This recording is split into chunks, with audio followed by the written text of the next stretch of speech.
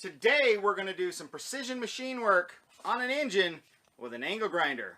Machinists, close your eyes. You're not going to like what you're going to see. Everybody else, keep watching.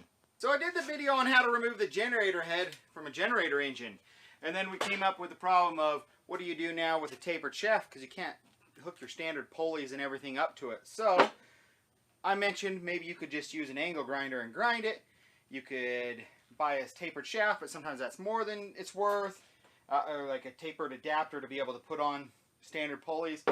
Some people mentioned actually welding onto there. That's an option, but some people said that they had actually tried grinding and they'd had good success. So I went out, $25 later, found a generator that had fallen off the back of a truck, and I've got an 8 horsepower engine with low hours, with a burn-up generator head. So there's a couple different versions of these tapered shafts. This is the smaller version that you would take down to about a 3/4 inch. This is about a 1/16 inch bigger than a 3/4 inch shaft. Here's a standard shaft, universal shaft that you would find if you just went out and bought a motor to replace the one on your tiller, your log splitter, something else. You'd find this 3/4 inch shaft. So I just came in and I wanted to make sure that it was exactly 3/4, and it is dead nuts on 3/4.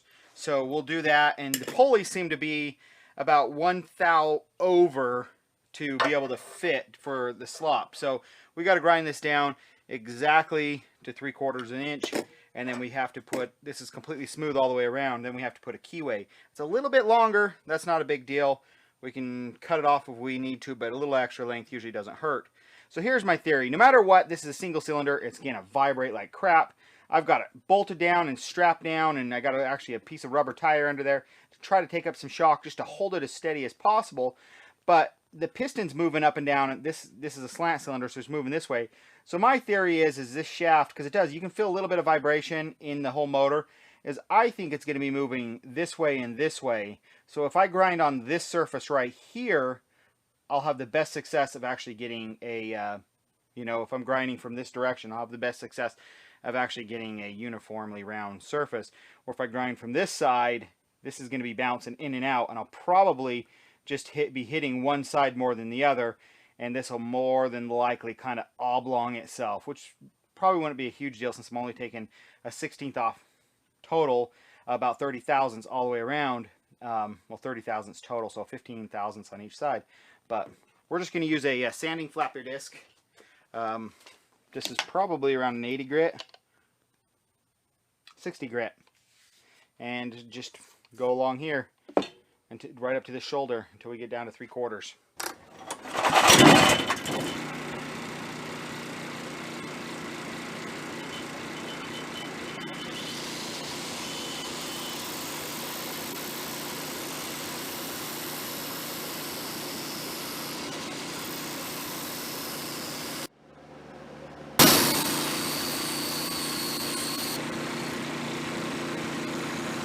So it actually went really fast. I mean, it did that quicker than I thought it would. The crankshaft is actually really soft metal. It's not hard. I did try to make sure everything was smoothed out with a file. The file did not like it though, even though, the top of the crankshaft is moving this way and I was going the right way with the file. Just that vibration actually started rolling over the teeth of my file. So you'll ruin a good file by running the file across, and the file really didn't seem to remove anything. The sandpaper, just to hold in a piece of sandpaper on there, seemed to do better, but still, it not perfectly, it did egg out a little bit. So one side is, this bottom side is my high side, so it's sticking out a little bit lower, and this is dipped in, so I'm off center now this direction. So not a huge deal, this still fits on there snug, and what I'll do is there's always a keyway, and so where the keyway is, I will put the keyway right here, so that when this goes on, it pulls against the high side and away from the low side, and will be more likely to center. So the standard keyway for this is going to be a 3/16. So I'm just going to cut that right in here, and I'm just going to use my die grinder, and I'm going to use one of these. I've been loving this wheel. This is I did a video on these. This Lenox Metal Max. No, they didn't pay me.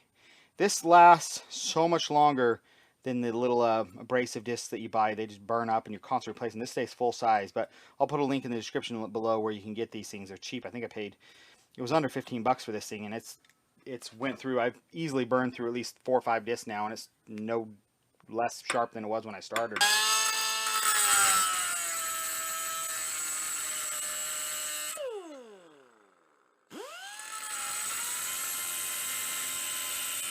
So I got the biggest pulley I could find mounted on there so you can see how much wobble there is. Really nothing. Really, it's very little. Let's fire it up. There you go. Now I got a usable 8 horsepower engine I can use on a pressure washer, tiller, anything you can imagine. A Go Kart, it's ready to go. Took a little bit of time, but for an 8 horsepower, you're going to pay several $100s, 300 bucks, maybe a little bit more than that. I paid 25 bucks for it. The bigger engine you get, the better value you get. Just take your time. Can be done. Or take it apart and take the crankshaft to a machinist, have him do it. But thanks for watching. If you wanted to see how to pull that off, again, I have a video on how to pull the generator head off these engines. But yes, you can grind a crankshaft at home in your garage with an angle grinder.